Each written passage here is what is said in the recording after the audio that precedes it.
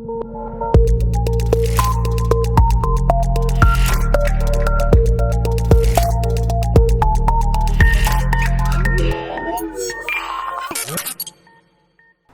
and welcome to another Spectrum Geeks video. Thanks for joining me. My name is Dale, and in today's video we're taking you through my solar stats for my solar PV system here in Worcestershire UK for the month of October 2024. Okay, so thanks for joining me. A quick refresher. So I have a solar array that's just over 5 kilowatts. I've got 12 in-roof panels on my roof. They all connect back to a 5 kilowatt hybrid GivEnergy inverter. I have two of their 9.5 kilowatt hour batteries, and I also have a Tesla Powerwall 2 which has 13.5 kilowatts of usable energy. I also have a MyEnergi Eddy for heating up my hot water, both on a timed and using surplus solar. And I also have the GivEnergy, the MyEnergi Zappy, for charging our two electric vehicles. So let's jump into the stats and the performance. And as always, thank you for watching. I'm really interested to also find out how well your solar PV system has performed, or not so well as it may be for October, because last month as well, the weather's been pretty pants here in the UK. Okay, so if we log in to the GivEnergy report portal, we can see a few things.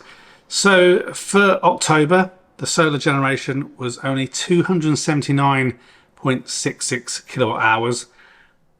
I think that's low. I have to keep reminding myself of my old setup. If you watch my other videos, I had 30 solar panels on my roof and a 9 kilowatt solar array. So this is almost half the size.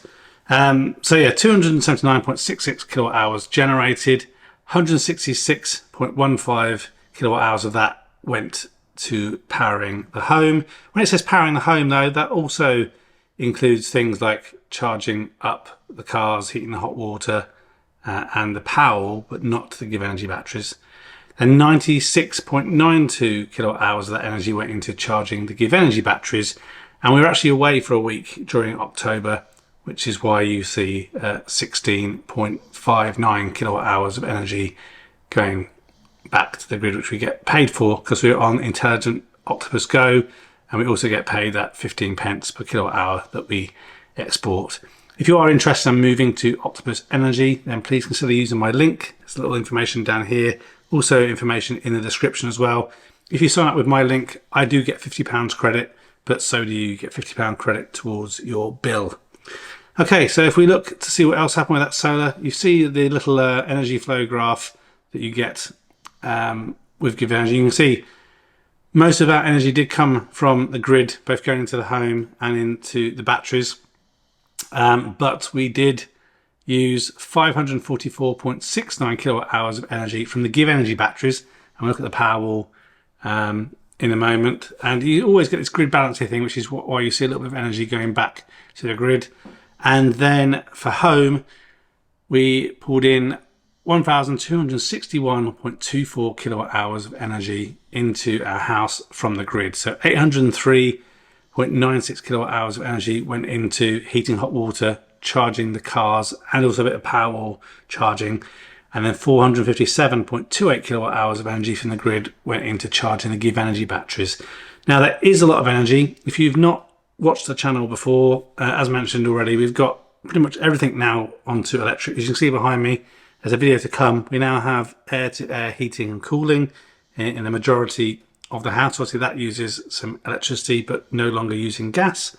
And also myself and my wife, we both work from home full time. So we've got computers and servers on all the time, which means we are in general a higher energy using household. Also, this new house is older, so it isn't quite as energy efficient. We're making steps to make that better. And so obviously that does consume a little bit more energy, and I'm still tracking it down because we still have quite a lot of energy used, even when the house isn't really doing anything, like when we're away. And mainly that's the network equipment that seems to be consuming most of the power. So if we have a little look in terms of the generation for the month, we can see 279.66 kilowatt hours total generated, as we mentioned already. Friday the 11th, we had the best day, and the lowest day, only 1.72 kilowatt hours of solar energy generated on the 16th October, which isn't very good. If we look at some of the battery information in terms of charging and discharging, the highest day of charging was on Thursday the 10th and the lowest on Monday the 28th. And the best discharging day was on Friday the 11th. We used quite a lot of energy there. And the lowest being on Thursday the 31st. And then finally, again, if we just look at the amount pulled from the grid. So 17th, 80.04. So probably was a day where we charged the cars, heated lots of hot water, and probably all of the batteries got depleted. And on Sunday the 27th, which I think is one of the days we were away, which would be obviously one of the lowest days that we did any importing. So it would have just been probably topping up the batteries a little bit. And then in terms of how much we exported, Sunday the 27th, which is also the highest, the lowest day pulled into the grid, was definitely when we were away. Because we had a bit of sunshine. We exported 8.15 kilowatt hours of energy to the grid. So let's talk a little bit about how this system is kind of paying for itself back. Obviously, it's not 100% a purely financial decision. There's a sense of, be able to self-generate and self-sufficient yourself. So if energy prices continue to go up, we have some level of control over it. So for October, as I mentioned, 279.66 kilowatt hours of energy generated. Of that, we used 263.07 kilowatt hours. And what that means is it's around £60, actually £59.99 of energy we didn't have to buy from the grid. Now that's 16.59 pence that we exported. We get paid a massive £2.49 for that. But one of the biggest savings actually this month comes in the form of the money saved by having the batteries. So 457.28 kilowatt hours of energy were kind of filled into our batteries using off-peak costs that we then used during the day, during peak times. And that actually saved us £72.27 by the fact we had batteries and could utilise off-peak energy during peak times. So the total for October 2024 is £134.75 that goes back into our solar payback pot. And that doesn't include right now savings of not having to pay for gas and not obviously having to put petrol and diesel in our vehicles, since we have to charge electric vehicles from the grid solar and from the batteries.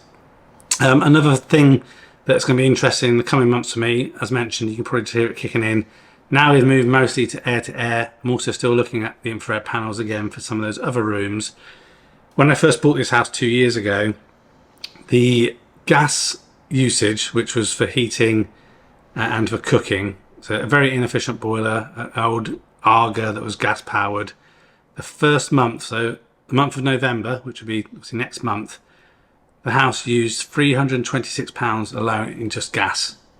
A year later, when we've made some improvements, but still obviously quite reliant on gas, it had dropped down to around 260 something. And so it's going to be interesting now that we obviously mainly on electric. It's going to be interesting to see next November at the end of this month, how much gas are we now using? We're now only using gas for the hob currently. So we've moved to an electric oven, electric for heating, heating hot water, and just gas for the hob.